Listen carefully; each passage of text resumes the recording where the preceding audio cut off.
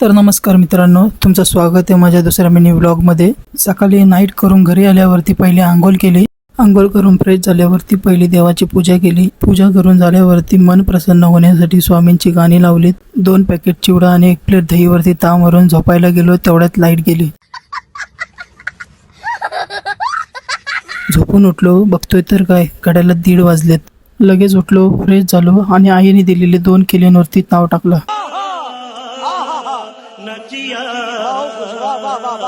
परत 2 तास झोप काढल्यावरती संध्याकाळी 5:30ला उठून परत आंघोळ करून मस्त फ्रेश झालो आणि 1 कप चाय पिलो। 1 कप चाय पिऊन बाहेर जाऊन झाडांना पाणी घातला। बोललो पाऊस पाणी देईल तेव्हा देईल, आपण तरी पाणी द्यावा झाडांना। शाबास बेटा। घरात गेलो तर माझा राळी पडलेली, तिला बोललो अबे इंग्लिश मीडियम बच्चों क्या कान के नीचे।